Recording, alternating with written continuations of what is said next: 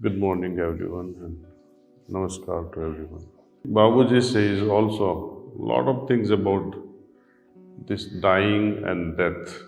In one of his books, he mentions that we should lead a life as if we are already dead, living dead condition.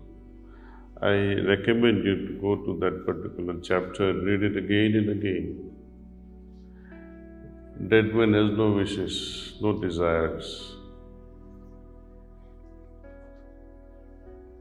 You prepare a dead man's body for final cremation, body is not going to complain. Even if you put a lipstick on man's face, he's not going to wake up. He accepts, no choice. So he wants us also, while alive, create this condition so that we become more accepting in nature, whatever comes in our life. That is the idea behind cultivating these conditions. Third advice, again about dying. Say, lead a life as if you're going to die the very next moment. And this applies a lot, at least those who are in important positions.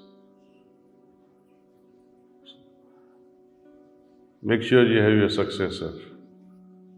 In family life,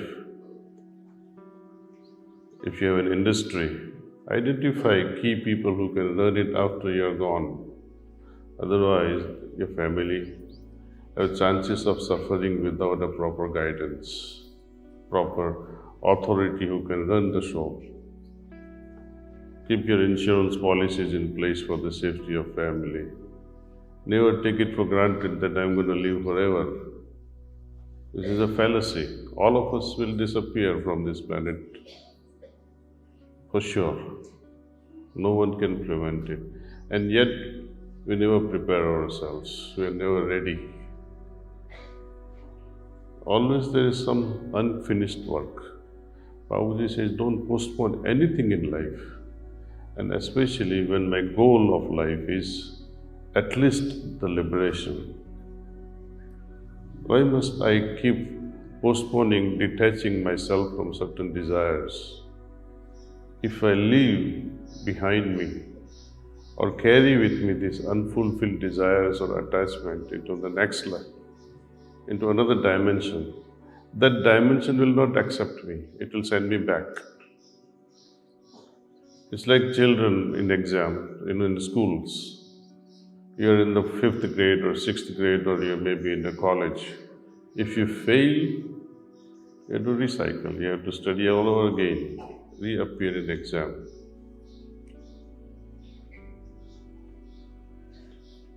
Same thing in life.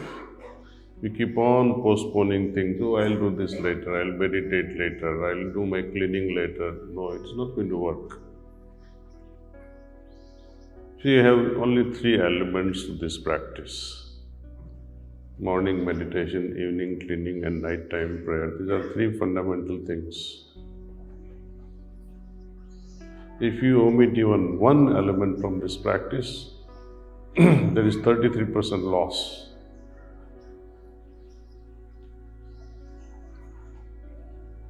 And no business can survive with 33% everyday loss.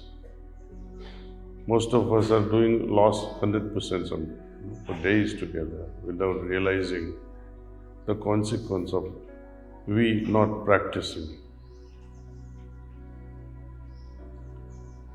So how are we going to prepare ourselves for that final moment?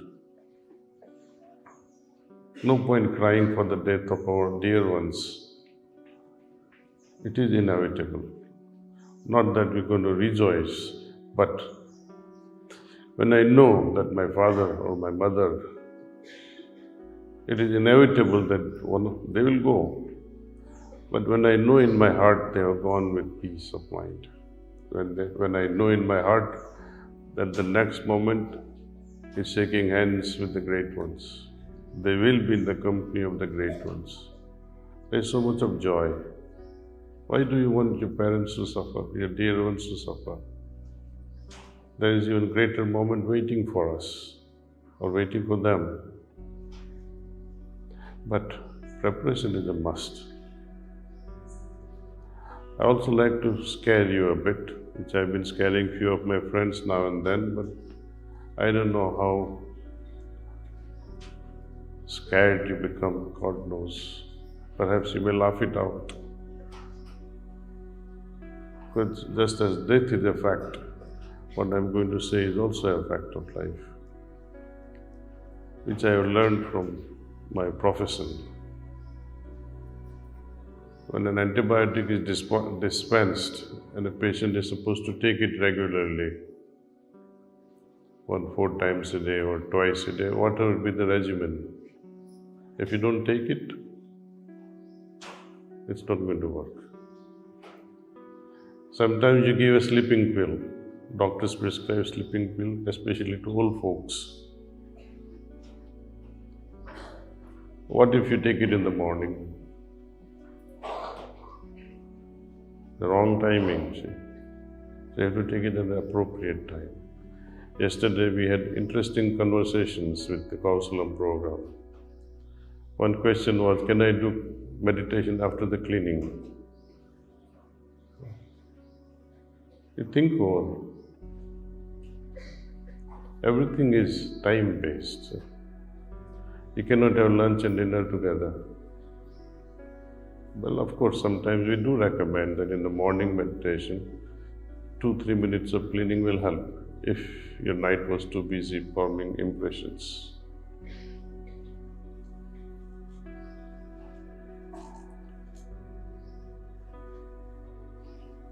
Now, when antibiotic is given, despite of taking it regularly, if it doesn't work, they give another antibiotic with higher potency.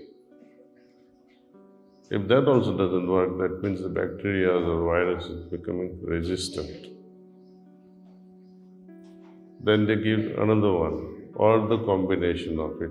And if these antibiotics fail, then we have to pray for the patient that no antibiotics are working and infection is now taking over the body.